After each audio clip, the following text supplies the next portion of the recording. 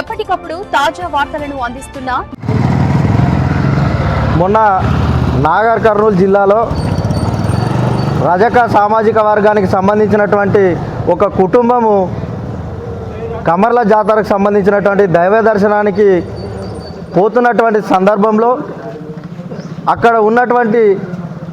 ఆలయ నిర్వహిస్తున్నటువంటి ఒక రెడ్డి సామాజిక వర్గానికి సంబంధించినటువంటి వ్యక్తులు దైవ దర్శనానికి వెళ్తుండగా వాళ్ళను టికెట్కు డబ్బులు అడిగితే నిరుపేద కుటుంబమైనటువంటి ఆ కుటుంబీకులు డబ్బులు ఇవ్వలేనటువంటి పరిస్థితుల్లో మా దగ్గర డబ్బులు లేవు, మేము ఎందుకు ఇవ్వాలని చెప్పేసి ప్రశ్నించిన సందర్భంలో ఆ సామాజిక వర్గానికి సంబంధించినటువంటి ఆ మహిళలను అతి దుర్మార్గంగా ఆ రూమ్లో వేసి వాళ్ళ బట్టలు చింపుతూ వాళ్ళను దాడి చేసినటువంటి పరిస్థితి ఉంది. మేము ఒకటే తెలియజేస్తూ ఉన్నాం, స్వతంత్రం వచ్చి ఇన్ని సంవత్సరాలు గడుస్తున్నప్పటికి కూడా ఈ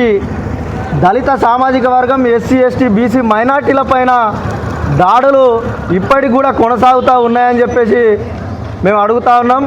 ప్రశ్నిస్తూ ఉన్నాం. భవిష్యత్తులో కనుక మీరు ఈ ఎస్సీ, ఎస్టీ, బీసీ మైనార్టీల పైన దాడులు చేస్తే కనుక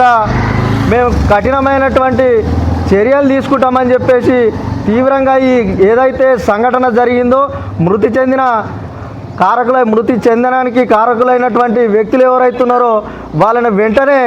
అరెస్ట్ చేయాలని చెప్పేసి వాళ్ళకు ఖచ్చితంగా కఠినమైన శిక్ష వేయాలని చెప్పేసి ఈ సందర్భంగా సిపిఎం పార్టీ, బిఎల్పి పార్టీగా